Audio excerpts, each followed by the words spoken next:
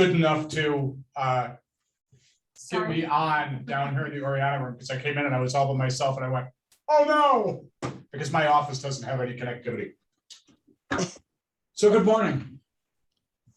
Good morning. Morning.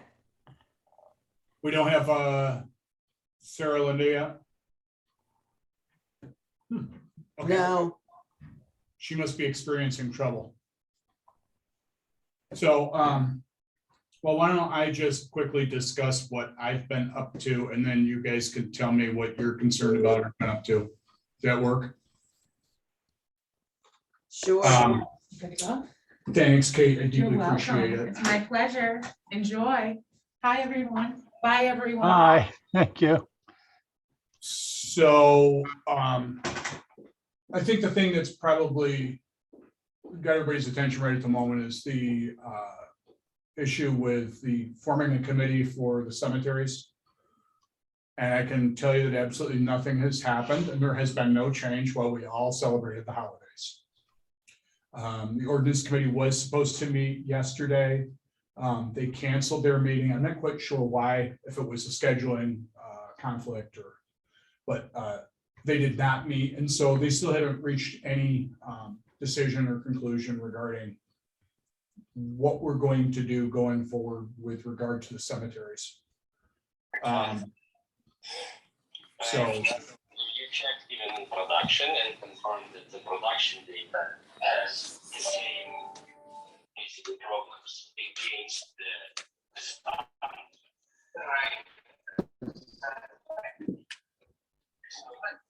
are you guys getting that audio good? I know the audio is horrible. Yeah, okay, thanks, Richard, because I thought it was my hearing, which is also awful. Eric, your audio is coming through it's very garbled and broken. Okay. There we I'm go. not- Yeah, I'm not quite sure why. My computer is getting fixed, so I'm doing Oh, this by you're great phone. now. Whatever you're Okay. doing now is working. Okay, well, good to see you. Happy New Year. Happy New Year to you. Now you're. So, we're just gonna wait and see with the ordinance committee. I'm sure they'll alert me when they've rescheduled Sarah Reynolds and I, and perhaps Sarah Linda. I'm not sure who, we'll sit down with them again and answer whatever questions they've got. You know, you all know where it's at as to what we've proposed. We need them to come back to us and tell us what their recommendations are regarding the actual change to language, and if they wanted to change the scope of the mission of the committee, and how that committee would form, whether it would be, and I know this is not my desire or yours, but whether it would be attached to the history team, or whether it's going to be, we're going to form a larger cultural committee. I've tried to give my opinion without trampling all over this subject. So I just kind of want to see where they're at. I did advise them that we do not need to charge ahead making a decision. If they felt that they wanted more time to think and ask questions and deliberate and make sure they got their recommendations to us right. Because obviously in the winter, there's, you know, not a lot happening at our cemeteries. There's no mowing. I am gonna ask Sarah, or excuse me, Lindsay Frary, if we can meet with the actual contractor who's going to do the mowing once that contract is let out. So I would say if Richard and Donna want to sit down with us too, that might be a good thing. I want to actually have FaceTime with that person. Be able to speak directly to it and say, these are things that we're concerned about. I don't want there to be any ambiguity with anybody that's mowing our cemeteries. I have an article that should come out in the Daily Messenger in the next couple days. Just an interesting history article. And I think that's all I've got for you guys. I know Sarah Linda had some other things she wanted to discuss. I'm sure she wanted to talk to you, Eric, about the signage down at the park. Yeah, yeah. Do you have anything that would enlighten those of us that are here this morning? Not really. I haven't been up to the park in some weeks. Last time I was there, I fixed the sign. A gust of wind knocked the sign off, and got a good hike in. But nope, nothing new in the information front. Okay, and it, I mean, and I hope everybody's just been enjoying the holidays. I know I have. Been a little hectic at my household because my son is home from the Army. And was just getting ready to return when they canceled all those flights. So now I have a soldier at home that I didn't think I was gonna have for an extra week, and so if I'm sure all of you have, had similar busy family-filled stuff going on. Eric, Leaf, do you know if they received any contracts back or any, RFPs back on the cemetery mowing? I have not heard, Donna. I will ask, if Lindsay's in today, I'll ask her and I'll email out to the group. If they've, hi, Sarah Linda. Good morning, sir, Linda. We have no audio from you. You're No on audio. mute. Oh, do I have to unmute her? I think I do. Let me, Oh, there we go. There Can you go. hear me? yep, Yeah, okay. Sorry about that. nope, not a problem. So I just informed the group, Sarah Linda, that the ordinance committee canceled their Wednesday meeting. So there was no movement with regards to any change or in the language to form a committee for the cemeteries. So we're still waiting on that. So And was it I- rescheduled? No, not yet. Okay, So I will let everybody know. And of course, it'll be up on the calendar, but I'll make sure everybody's aware too when we get a date. So it's all yours. okay. Sorry for the delays. Ray is excused today. He had some other appointments, but I did talk with him yesterday about some newsletter related things, and otherwise, I guess we have a elite group today. Not quite everybody, but let's just talk about the newsletter. First of all, I haven't seen yet, unless I missed it, the January newsletter. Oh, it probably hasn't come out yet because I just spoke with Sarah trying to get into the meeting, and she has been ill. So I think probably that has resulted in the newsletter being late, although unless I missed it. Did anybody else see the January newsletter? No. No, okay. Well, it has a story that Leaf wrote about the Find a Grave, process and how to go about doing research through Find a Grave. So I'm looking forward to seeing that. And after our last meeting, there was some email, I think, initiated by Lois about the idea of having individual houses, house profiles be the subject of newsletter articles. And I think a lot of people like that idea. I think it's a great idea. And one of our members, Tony Oliver Stevens, sent an email saying she thought that was a good idea and she'd like to do something along those lines for her own house. I don't know which house it is. It's somewhere near Cheshire. And so I think we should take her up on that. And I don't know, how serious she was or how long it will take to do it, but we'll find out. And meanwhile, I asked Ray if he had any ideas for other sites that might, immediately spring to mind. And his thought, he did have a bunch of them. And I told him, don't just think about houses, but also think about barns, because Ray is really familiar with barns. And I think barns would be equally appealing. The story of a particular barn that may be prominent and that people, are familiar with and that has an interesting story. So Ray mulled it over for a little while and then he got back to me. And the one that he thought was the best candidate to start with, which I agree, is the farm that now belongs to the Fletcher family. It is on County Road 32 as you're going down toward Bristol, just before you come to the Bristol town line. And one of the interesting things about it is that it is the Fletcher family is descended from Hun. What's his first name? Zadok Hun.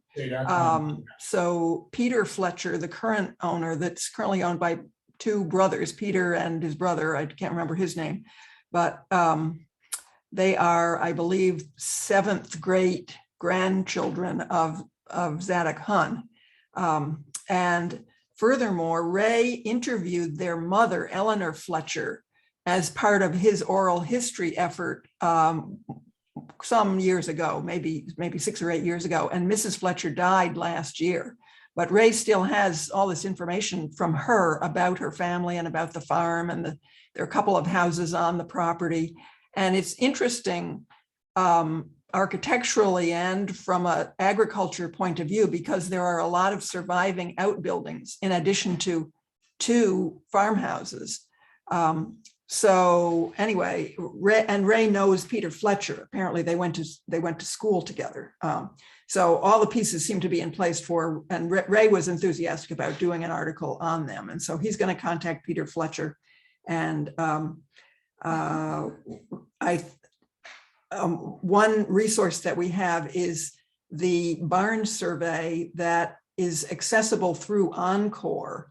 It's a little hard to find, but if you go into the Encore map and then you find a tab that says something like other maps, you can, one of the options is Town of Canandaigua Historic Barn Survey.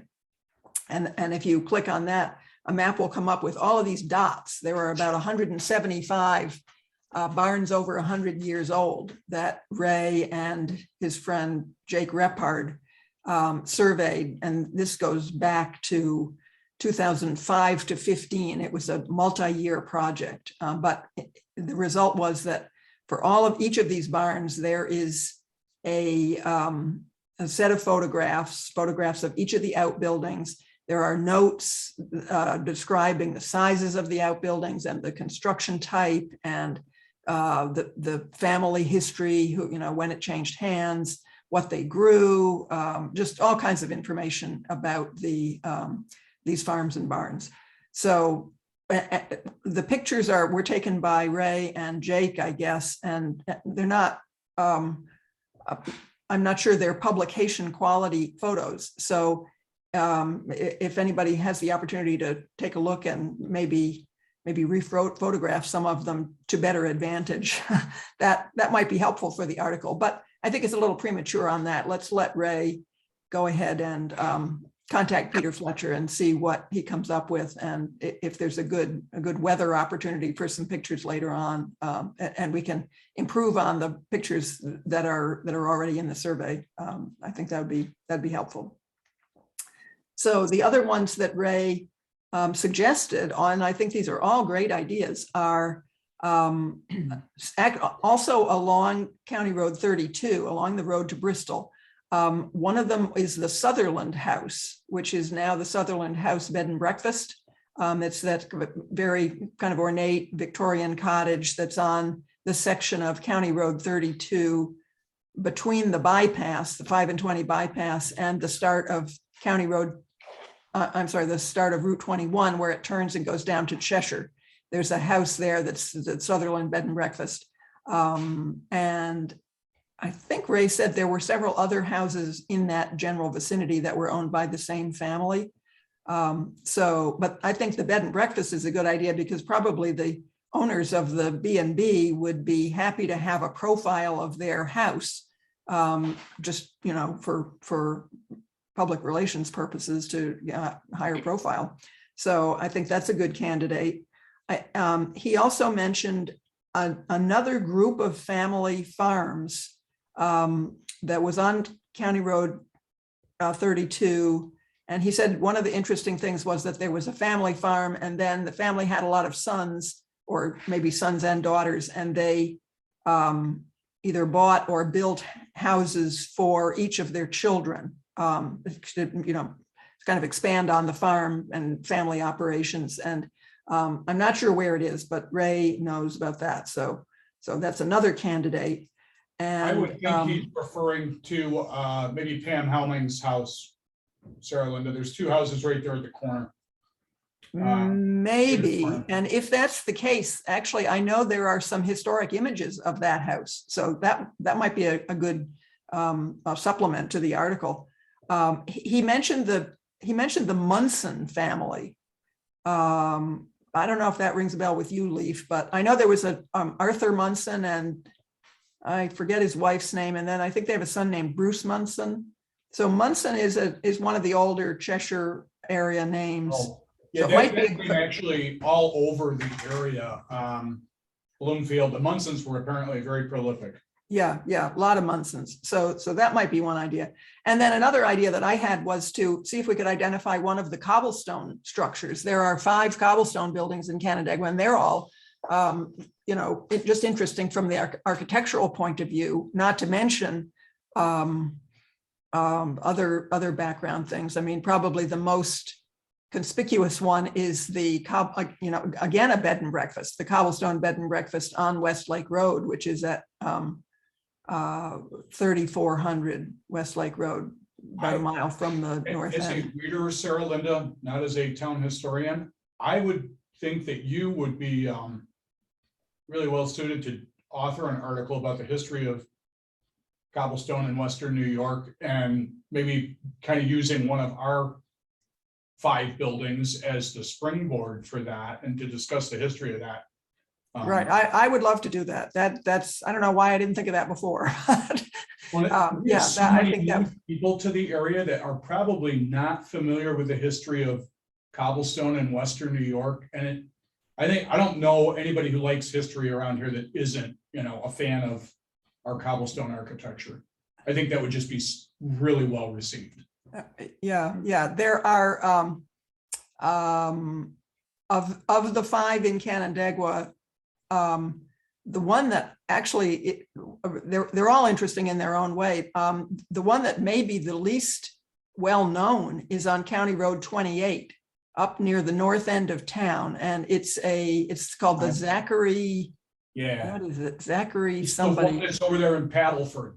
Right, in Paddleford, and it is very well preserved. It's just Yeah. a farmhouse by itself, no neighbors. It's still a farm. I think it's still a working farm, not terrifically well maintained, but okay. It doesn't look bad. It's not as heavily carefully maintained as the one on Westlake Road, and then there's one on Woolhouse Road, and there's one on Butler Road, and forgetting the last. Oh, there's one on Westlake Road farther down, which has been had a big addition. So the original house has been almost sort of swallowed up by a second floor put on top and a big wing and so on. So that's not our best example, but anyway.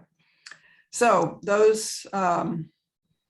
If anybody has other, those give us some good raw material for newsletter articles for a few months ahead now. So I think that would be great. And Leaf has other ideas, and there's no reason that we can't have articles from the history team running at the same time as other articles from the town historian. I Sarah would like is to always see happy us to really. put in material that we provide. So that all. I don't think we should hold back at all. I think the more we can put out. I've had several people approach me about the articles that have appeared in the Messenger just in the last couple of days.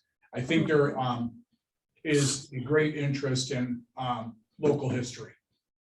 Maybe, and I think there's a lot of new people that just need to be exposed to it, to have that opportunity. So personally, I'd love to see us just, the newsletter, the newspaper, as much as we can. Well, doesn't Sarah Reynolds submit the local history team article to the Messenger? No, What I do doesn't. is I submit it to Mike Murphy, Donna, Oh, okay. and I just sent one to him, and then depending on our volume, I then send it to Sarah. I don't send them simultaneously. It's not like Sarah will be, okay, so in the world of public affairs, when you're developing a relationship with a newspaper, newspapers like to have, call it some kind of an exclusive on material. They don't tend to like to print things that have been previously seen elsewhere. Yeah. So I usually send it to the messenger first, because Sarah Reynolds obviously is not going to complain that it was already seen in the messenger, but the messenger might complain that, oh yeah, you're just giving me stuff from your newsletter. So that's my reasoning.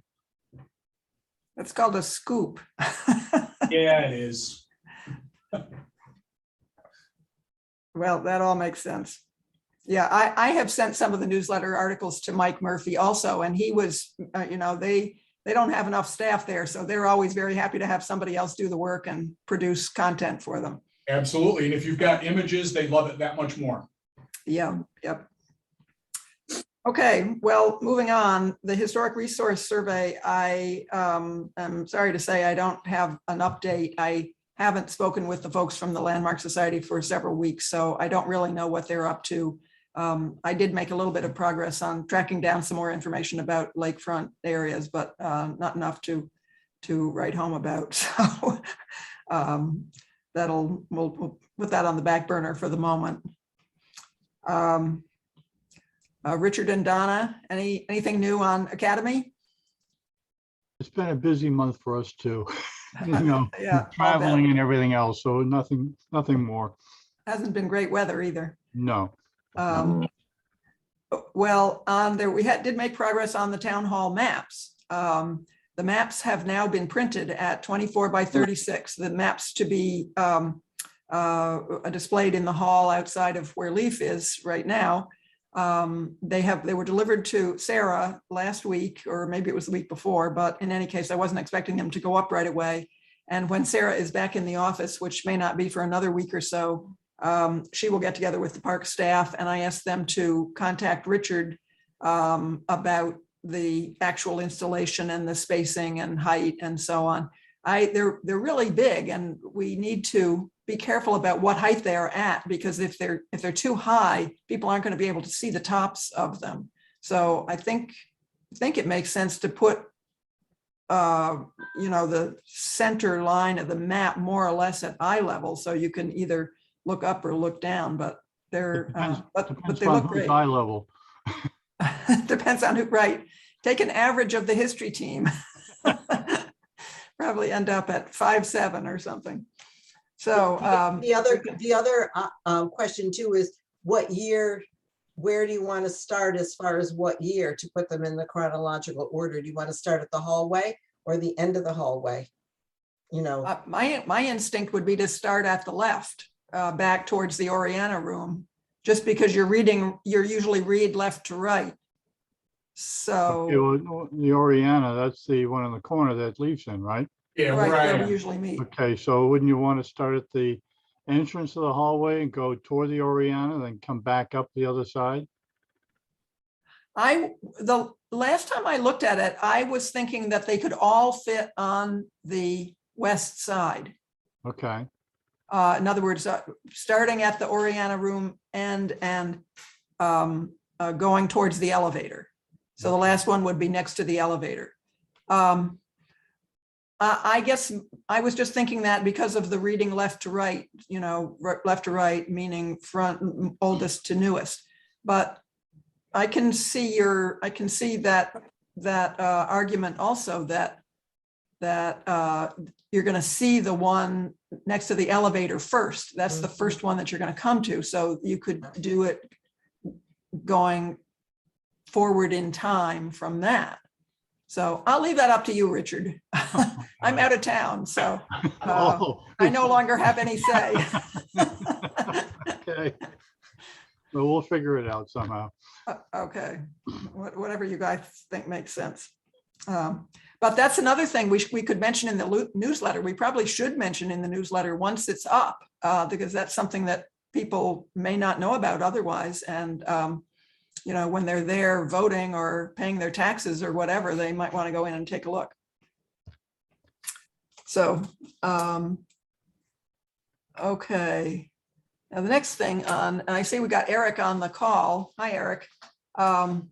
Just in time. The Onanda Park kiosk panels, there has been some good progress since the last time we met. I contacted Sherry Norton, who is a county employee. She is the coordinator for the county's GIS system, and she's the official county map maker. And it turns out she is not just a map maker, but also a hiker, and she has quite an interest in Onanda Park because her daughter worked there during the summer. So I explained our project to her and the fact that we were struggling with the mapping, getting the engineer's maps into a form that David Hayden could use. And Sherry Norton said, oh, well, if you'd like me to work on this map, I'd be glad to do that because that's my job. I can get paid for it. And, Wow. This is right up my alley. So that was the best news I've heard yet on this project. And Sherry took a number of different sources. We had talked about all trails and actually hiking the trails, tracking the route on all trails. So I had done that already, and I did it again, tracking some of the unnamed or unofficial trails, and gave that all to Sherry, and she was able to digitize it, or well, it's already digitized, but she was able to pull it into the mapping that she already had through Encore, and made a draft map of the trails that's now accurate and labeled. And wonderful. We got into a lot of interesting questions about how official a trail had to be before it should show up on the map. And so she put them all on the map, and then we gave them to the parks head with the town, who is Lindsay Frary, and she reviewed it along with Sarah, and they made some decisions about which ones they thought should not show on the map because they were not maintained and not marked, and the town really didn't want to encourage people to do things that were not to the highest level of safety, which is the case with some of those trails that go down towards the gully and into the gully. So anyway, this has now gone back to Sherry for a new iteration that will reflect the priorities of the Parks Department. And then I think the next thing is to set up a meeting of all the people who have volunteered to help out with the thing. And this mostly has to do with people like Eric, who have volunteered to help with the natural history side of it, and also Edith Davey and Dennis Brewer and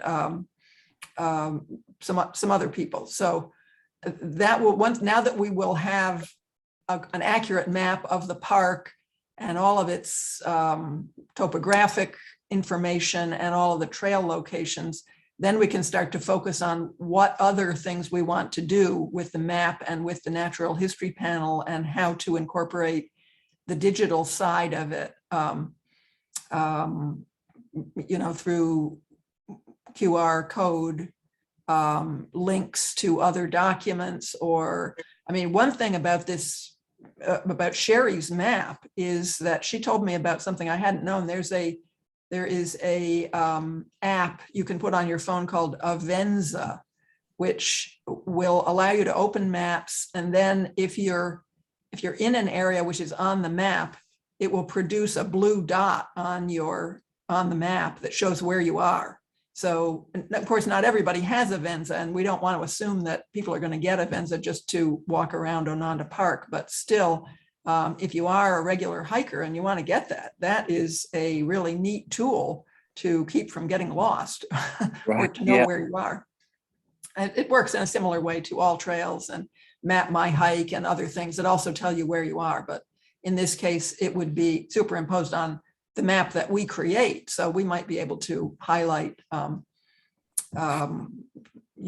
things that you should look for when you're in a particular place, like the old vineyard rows that reflect the fact that it was a grape farm back in 1900, or plus or minus. Anyway, so we're still working towards probably late spring, summer before these panels really come to fruition. But at any rate, we're moving ahead. Ben, that's great. How did you meet her? Sherry Norton. Yeah. she's been around for a long time. I've been hearing her name because she is the person who manages the Encore system for the Oh, county. okay. And Okay. so whenever the town does planning studies or anything that involves maps, somebody will always say, oh, well, we should coordinate with Sherry Norton so that all of this information can be swept into the Encore system and be made available to the public.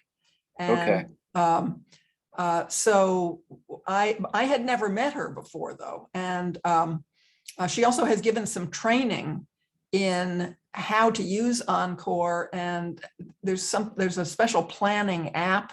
I kept hearing about her through the Environmental Conservation Board. Okay. And now that you're a member of the Environmental Conservation Board, you should meet her because you Yeah, can really yeah. learn a lot from her. She's a great person to know. And be trained on Encore. That's a great program. I've gone there to do a little work, but that's a pretty extensive system.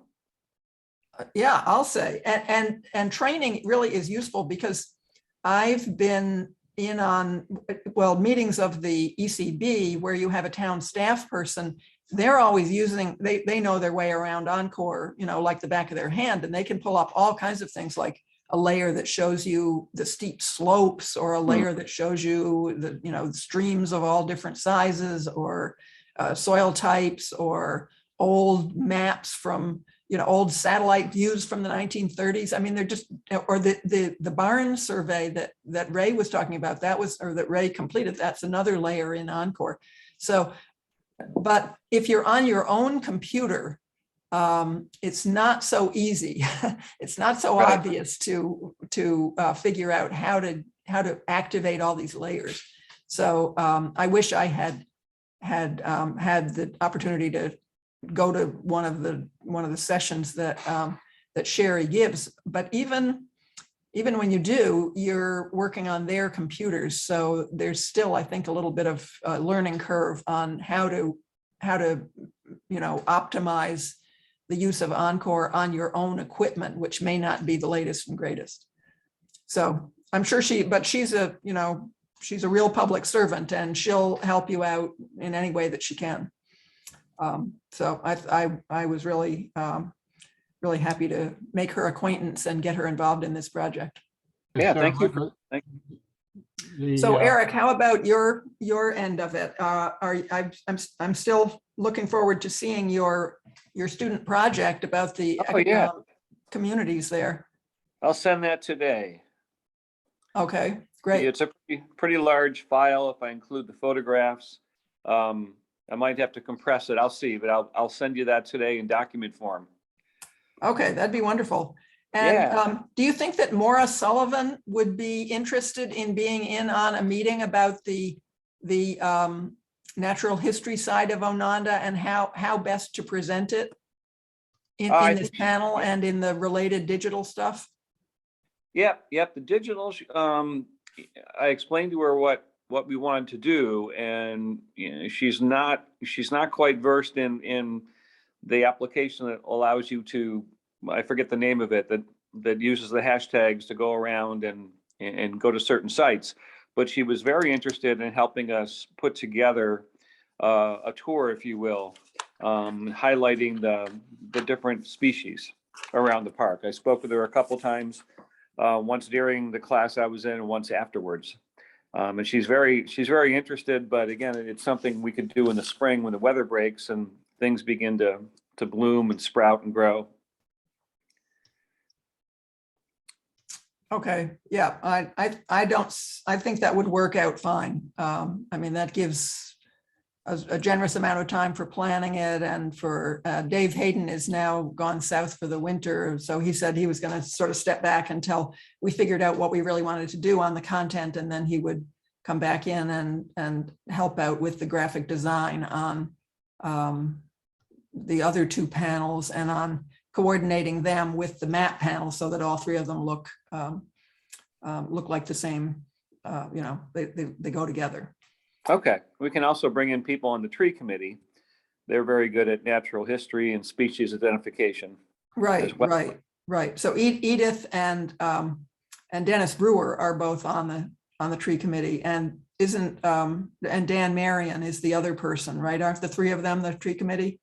Yep. Dan's a certified arborist, and really is very good at species identification and description. Mhm. So Yeah, so he would be a good, I mean, they all would be good. What I'd like to make sure we include is what's typical at Onanda, but then also what are the unusual things that people may not see other places, or that we at Onanda, we have particularly interesting and good examples of them. yeah.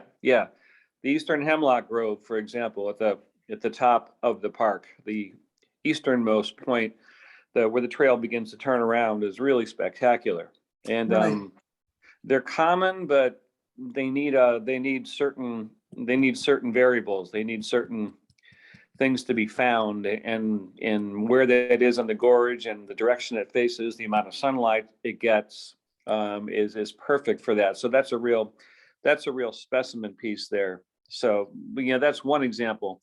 We can even also highlight invasive species, and how to manage those. Unfortunately, there's a number of those as well in the park. Oh, yeah, I've noticed that too. Yeah, another thing about the hemlocks that I think is interesting is that people notice up there at the Hemlock Overlook is the little dog tags, the little silver dollar sized metal tags that are on the trees, which I believe are an indication of a woolly adelgid control application some years ago. Do you know about that? Yeah, it's actually an injection. It takes quite a while for each tree. And I think the gentleman who did it actually had to hang off the gorge in some kind of a rope setup to get to treat some of the trees that were on the very edge of the gully. Yeah, I think I would want a rope if I was going over there. Yeah. Dan pointed those out. Dan and Edith pointed those out when we were up there last, and that's a fascinating story. And just a little bit of information on invasives like the woolly adelgid would be interesting. You can. Or there's another one that I noticed in the several times I was at Onanda during the fall, is that there is some tree of heaven in Onanda, right down near the road, right next to where the brook goes under the road. There's some tree of heaven, which is an invasive, and it's sort of in the spotlight now because tree of heaven is the tree that is the preferred host for spotted lanternfly, which is another invasive that is potentially devastating to vineyards and fruit trees and other things. And it's sort of on its way here. It's kind of like the emerald ash borer was 5 years ago. It's almost sure that the spotted lanternfly is going to get to Ontario County within the next few years, but it's not here yet. But anyway, tree of heaven is what it looks for when it does show up. So I think those two species kind of co-evolved together. They have a long, ecological history in East Asia. So for right. And the tree of heaven's been around for longer. I mean, it's been in the US for longer anyway. Yeah. But yeah, I didn't think we had that much tree of heaven until this year when I started looking for it. And I was shocked to discover that it's a lot more places than I thought. Oh, it's well up the trails. Yeah. It goes almost, I found it almost all the way as far up as the Hemlock Grove, unfortunately. You found tree of heaven? Yeah. No kidding. Oh, I didn't realize that. The only places I noticed it were down by the road. Ooh, well, that's bad news. They're small, but they can get, there are a couple trees that are a good 20-25 feet up the trail, and those really should come down. Multiflora rose is another one that really needs to be hacked down and treated. But those are interesting things that can be pointed out in any kind of a presentation, so people are aware of them and where they come from. Kind of one of the downsides of globalization. Yep, And I guess so. The honeysuckles is another thing that would be nice to see committee kind of tackle, how do we eradicate those? And if there are any on Onanda, Mhm. those Asian honeysuckles are actually toxic to the soil, Oh, okay. and they prevent the growth of native species. And my property is covered with them. They're like the Russian olive. They're just, Okay. once they get in there, they just are almost impossible to get rid of. Yeah, that's not something I've seen much at Onanda, fortunately. I mean, it tends to be a early succession plant, so you see it in areas that are in the process of returning to forest status. But I can see it like along the edges where the cabins are and stuff, possibly, yeah. you know, and Oh, there's that yeah. little hedgerow. But I don't know, you know, it would just be nice, it would be nice to use the park as an example of eradication too. Yes, Yeah, I agree with yeah. that. That would be good. So I'll send you that paper today, and you know, look it over, and then feel free to look it over with a critical eye. If there's any anything that's not quite right or needs editing, please let me know. Okay, that sounds good. So the next step on this, once Sherry, I know she's tied up with another project for the next few weeks, but once she has an opportunity to make the next version of her map, following the guidance that Lindsay Frary has given her, then I'm going to try to assemble a Zoom meeting of all of the interested people. And so I'm guessing that'll be maybe late January or early February. And then we can have a better basis for talking about the content on the natural history panel and how to present all this information. I mean, there's just a ton of stuff we could talk about, but we don't want to overload these maps too, because being too much information is almost more of a danger than not enough on visual material of this sort. So anyway, that's what's next. So any other new business? I have one thing that I forgot to mention. I did go out with Peter Ellison to the Sand Hill Cemetery and the Remington Route, or Knott Road Cemetery, about 10 days ago. What that one wonderful day we had when it was in the 60s and just before Christmas. And we determined, and Sarah Linda met with us over at Knott Road. Right. Knott Road needs a lot of help. But much of the help that it needs is not something Peter can do. So we have a lot of toppled stones that are laying flat. I would encourage anybody that's interested in cemeteries to go there, just because it has some examples of things, problems, issues that are not readily apparent to the casual observer, and our other cemeteries don't really have this particular problem. The ground is sliding over at Remington Route. I'd really love to have a geologist come in and take a look at it. There are many graves that grave depressions that are really, really apparent this time of year when the grass is short and you can see the contours in the ground. This leads me to some interesting questions. I'm wondering if there was some disinterment that may have gone on at that cemetery, because there are also most of these grave depressions do not have a stone associated with it, which kind of leads me to go, did they take these people up and move them? And if you guys go over there, you'll notice that it's, all the cemeteries will have these little areas where the stones have disappeared, whether they're laying under the topsoil or it was a temporary kind of a marker, what have you. At Remington Route, there are vast swaths that make no sense. Big gaps, and here and there you can sort of see where there was a road that led into the cemetery.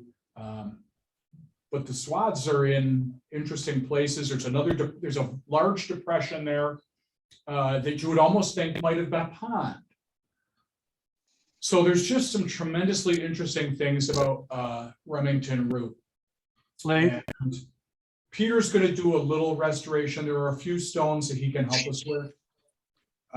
Sand Hill, which the previous visit that I made, I felt kind of good. I was like, yeah, there's not a lot going on that we need to worry about, other than there were a couple of obelisk stones that need monuments that need straightening. But when Peter and I really got into it, there are a number of stones there that need his attention. And so we're going to put some effort in the spring into Sand Hill. I also, we found the name of a monument maker. Mr. Looney was a stone maker in Canandaigua, and he signed 2 stones that are in the Sand Hill Cemetery and are mid-Victorian, probably 1860s-ish, going by the dates on the of the individual that's interred.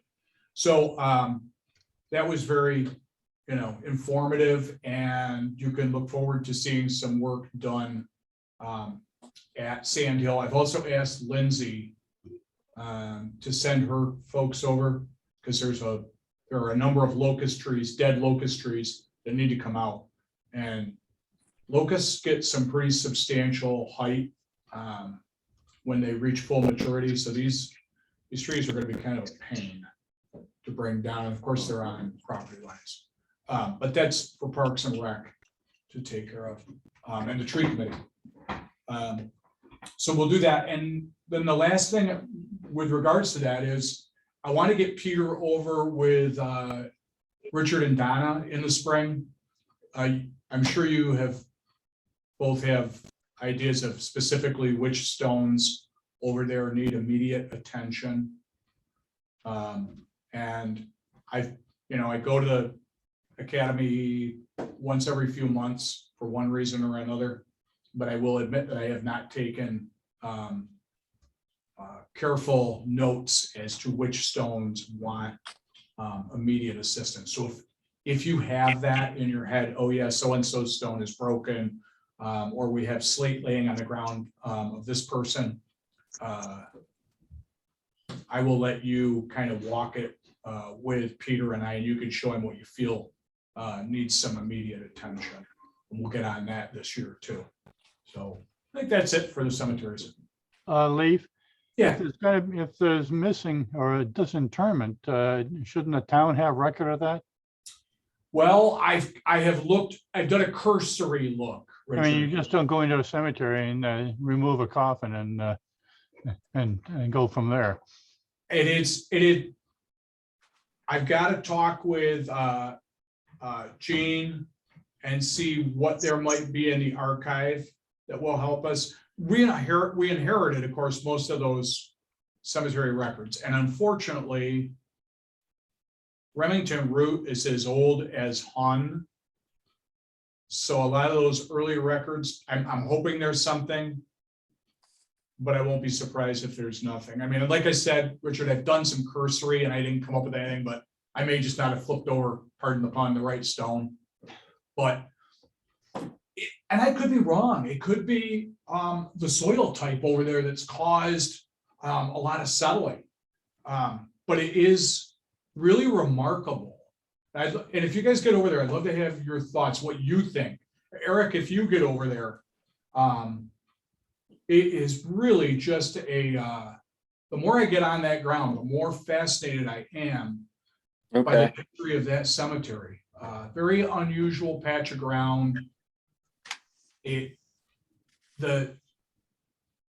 soil type, the location, all of it is just really puzzling. So Okay. other thoughts would be welcome. Leif, I've got a comment on that, and I wish Ray were on the call, but I remember the earlier discussions we had about Route Remington Cemetery, and this is one off Knott Road, is that one is unusual in that there is no public access. It does not abut the street.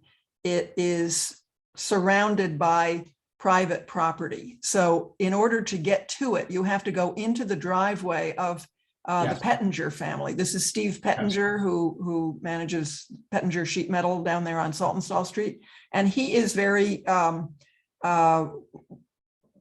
cooperative with the town, but he is sensitive to not wanting strange, just wanting some order to the access for the cemetery. And when you drive in there, there's a house that's straight ahead of you.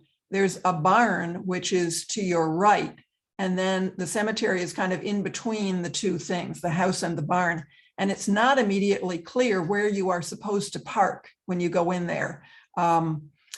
If you park up by the house, you're going to be parking next to the other Pettinger cars. If you park up by the barn, you run the risk of blocking access to the barn if you park right in front of the barn doors. So I remember Ray reported that he had a conversation with Steve Pettinger, and Steve said he didn't mind people coming, but he just wanted to make sure that they did not block access to the barn. And he had some preference about where visitors should park, but there's no signage. And I don't remember which place it was that he wanted people to park. If he wanted them to park by the barn, but not in front of the doors, or if he wanted them to park up by the house. But either way, before anybody goes up there, I think that we should maybe Leaf, you and Ray, or you should talk to Ray about what he remembers of his conversation with Steve. And then maybe you should talk to Steve directly and just let him know that Peter might be coming and that other members of the history team might be coming and what they're coming for, and ask if they want people to knock on the door and let them know, or if they want to, where they want them to park.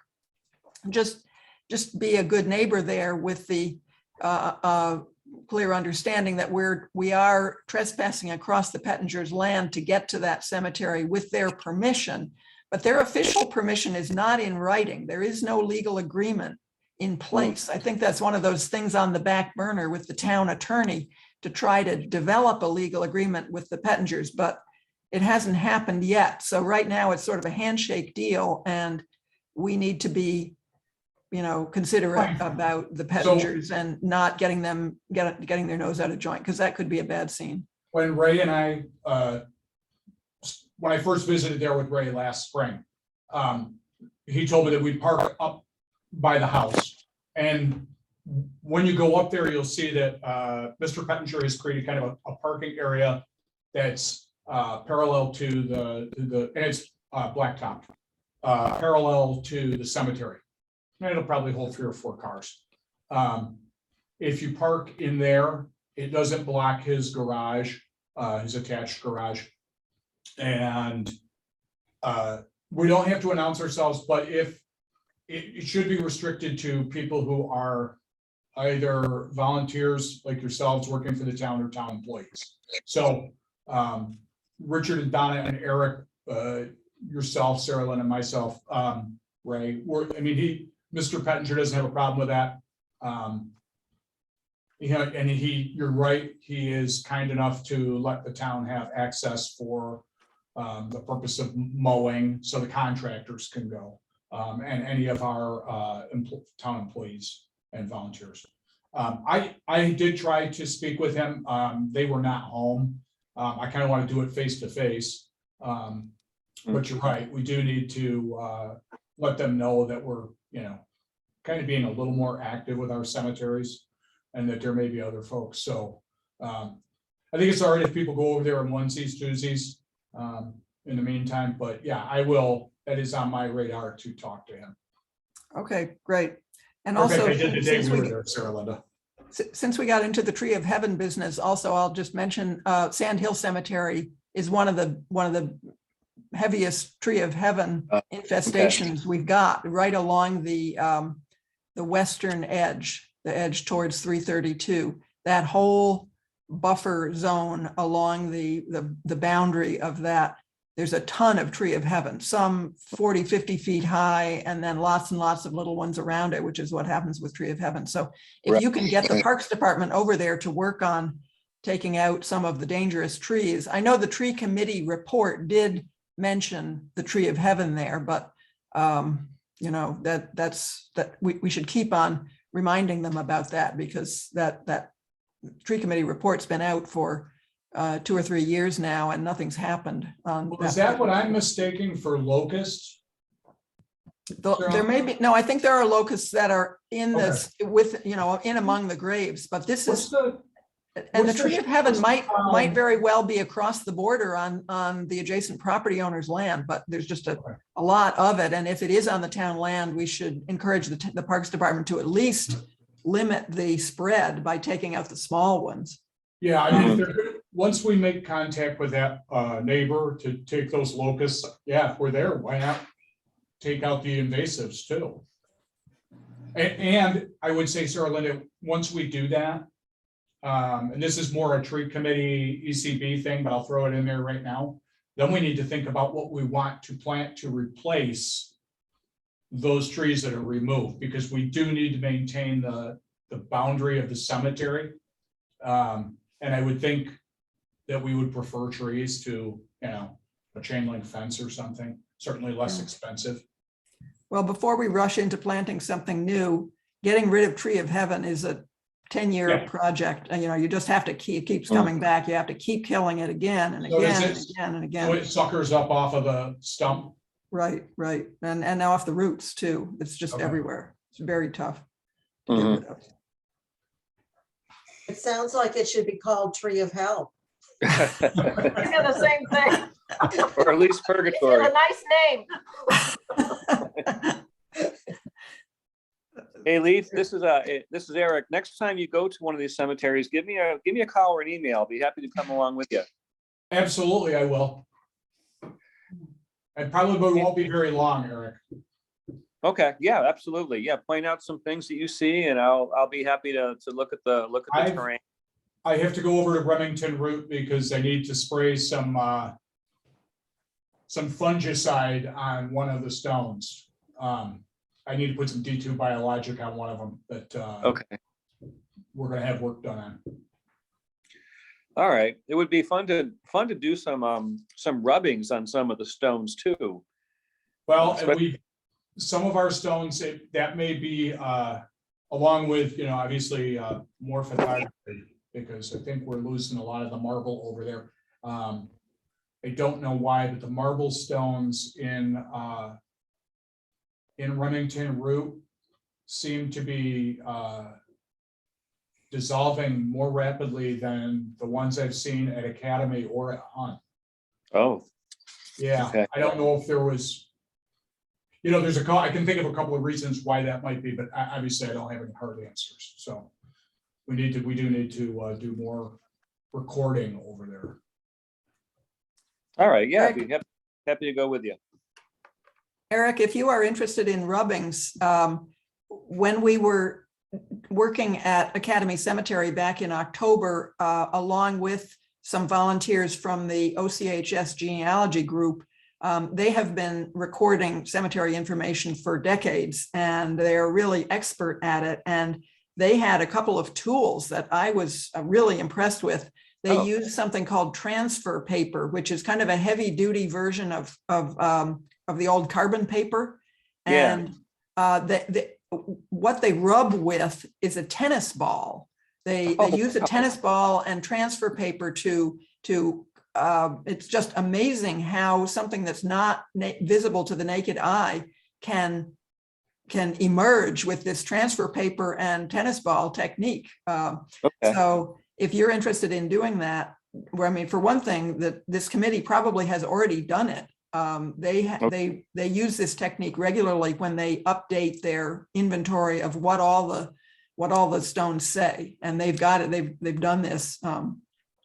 They have a kind of a recurring schedule. They do each cemetery all over the county on a, maybe once every 10 years or every 12 years or so. And that information is all at OCHS in a big bank of notebooks. But anyway, they're wonderful resource people, and we can put you in touch with the key members of that committee. That would be good. Sometimes a good rubbing also makes a great display in a public place. It's a great conversation starter. Yeah, that's a great idea.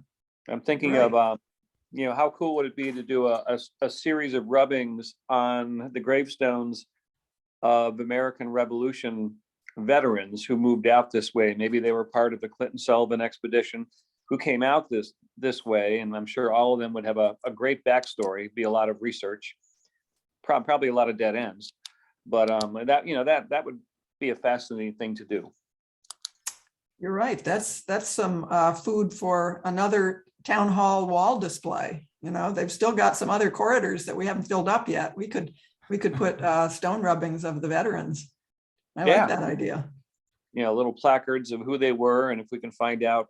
I mean, I did something like this many, many years ago when I taught in another district. That I took the kids out and we did rubbings of Civil War veterans, but also a handful of Civil War casualties, men who'd been shot on the battlefield and then brought home, and they died in the parlor, for example. And what it was wonderful. What was revealed as we were rubbing with newsprint and charcoal pencils was, you died at Antietam, died at Shiloh. It was just amazing what we saw appear in real time. And So my last note on that is that Remington Root and Hun hold the majority of our Revolutionary War veterans. Okay.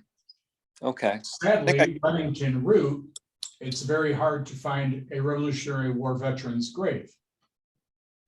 They're buried there. Well, unless they were disinterred. But unfortunately, those are the stones that we have a couple of 1812s that the stones are extant. But unfortunately, Remington Root lost a lot of information over the years. Oh, okay. That's not to discourage. All of that just makes it more interesting to me. There may still be stones there too, Eric. Right. The thing that we've learned is that a lot of these stones, when they toppled, and those cemeteries in those decades in the 20th century, when they were not maintained, which seems to be most often from the Depression through the 70s. In the 70s, bicentennial, we all started taking more interest in our burial grounds, and a lot of attention paid. So we started rescuing. But in that period, a lot of those stones toppled, and I'm sure Richard and Donna will back me up on this. When a stone falls over, it disappears really fast. The fragments, they get mowing clippings and leaves, and topsoil forms over the top of a fallen stone very quickly. But if you're gentle and you take a steel or fiberglass rod, you can go along with some methodology and sometimes locate stones that are actually beneath the soil. Okay. So that may be the case in Remington Root as well, that we have some missing stones. I highly suspect that's the case in Hun. So, boy, we keep getting back to cemeteries. I gotta move on from cemeteries. It sounds like It sounds like a good opportunity for a couple work party days to go out and basically do some little amateur archaeology, some excavations, some poking around, and if we could find those kinds of stones and give them a rubbing or another treatment before that information's lost, that would be a lot of fun. I should tell you all this. So you've seen the footstones that I put in the case here in Town Hall, which I've got to do something about that soon. I've pulled another 8 footstones out of the hedgerow at Hun, and there are about 24 more footstones that are waiting to be rescued from the hedgerow at Hun.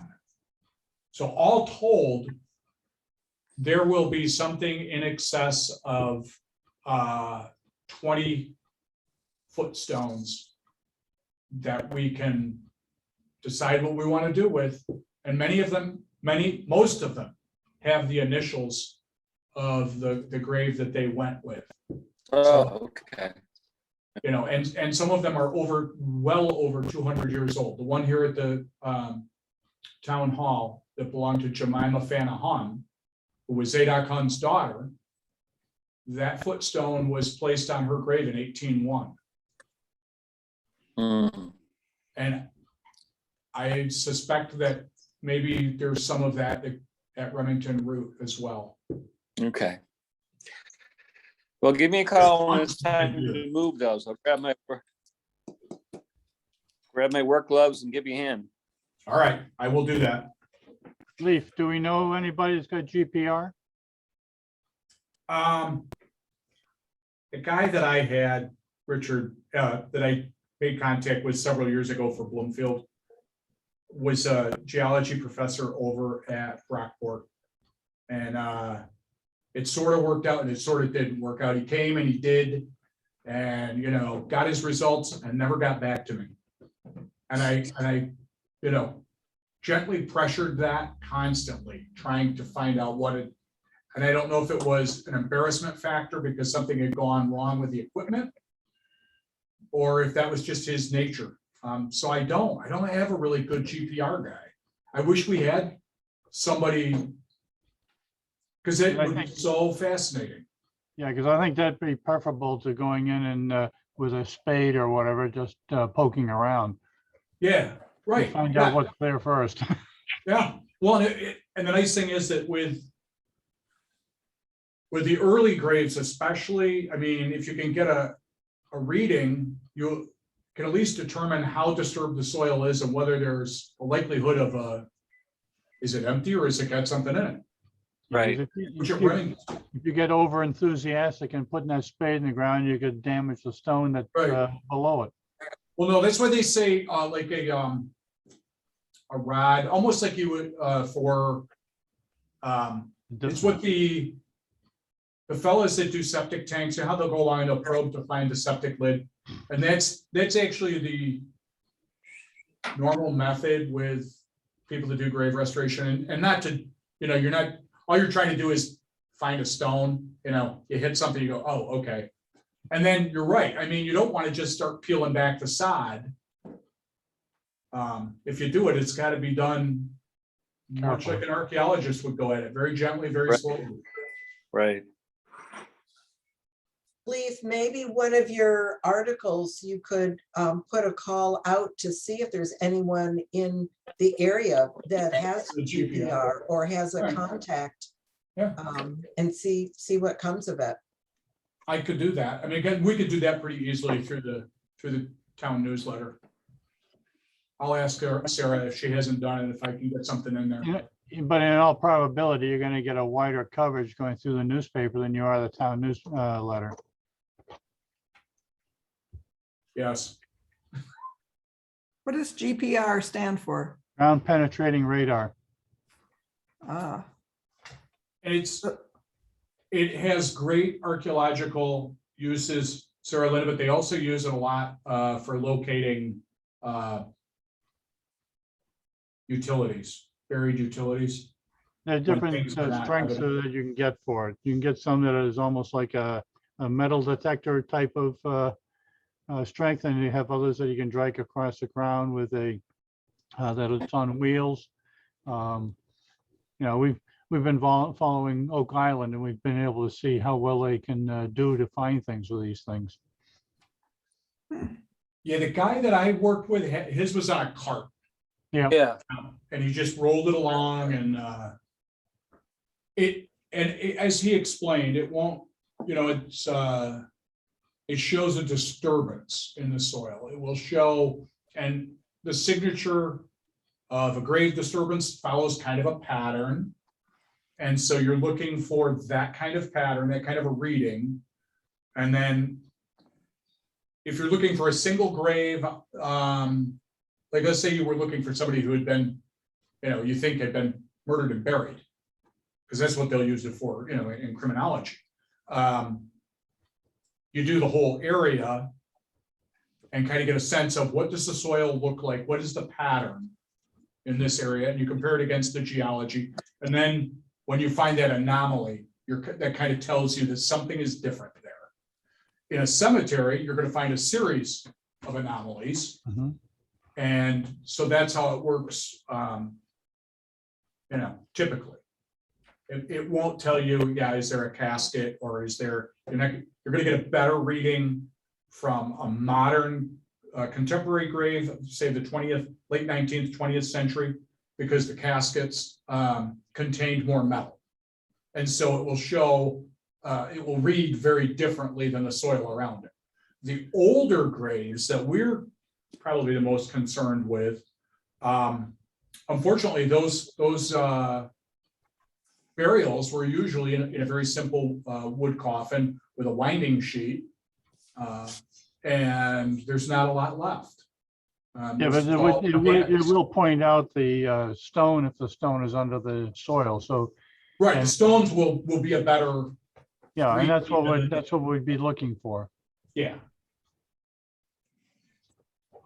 Does that help, Sarah Linda? Yeah, thank you. That was enlightening. Yeah, it was probably sometime last year. There was someone from the League of Historical Societies of New Jersey that put on a seminar, and well, not a seminar, but some sort of program, and they were surveying with GPR, a cemetery of a Quaker cemetery in northwestern New Jersey. And that was very fascinating to watch what they did and the results of it and everything. It was very good. And what we did in Bloomfield, because that cemetery was completely abandoned, and it was it represented some of the problems of Remington Root, but also of our other cemeteries. There were no headstones. All the headstones had been moved in 1838. None of the bodies had been removed. Okay, so what they did is they relocated a cemetery that had started in 1791. And in 1838, they wanted to repurpose the ground. They realized the burial ground they had was no longer sufficient.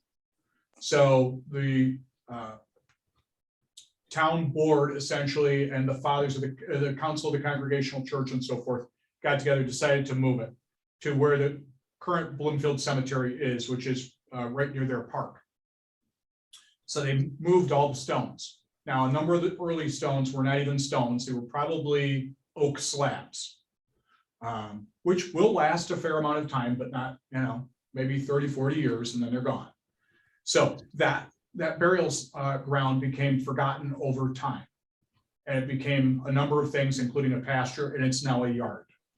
And there are a few grave depressions that are apparent, but not the number of depressions that would match the records. So we took in the GPR cart from Brackport, and we did try to mark, with surveying flags where we thought there were depressions. So I think that's, if you can get a cart in there and find those stones and just put a flag and say, hey, we think there's something here. And yeah, that would be, but again, why do we need a committee? Yeah, separate from the history team though. I agree, Richard, I do. We have the interest, but we don't have the numbers or the energy or the wherewithal. It's should be kind of a bigger effort. Yep.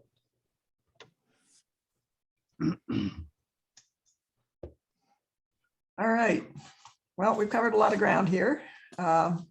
Is there any new business? Any other new business?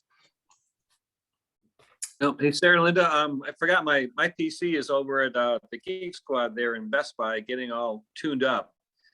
So when I get that back, probably this weekend, I'll send you the Onanda research paper. Oh, okay, great. Great. I will look forward to it. I'm working off a phone and a tablet right now, so.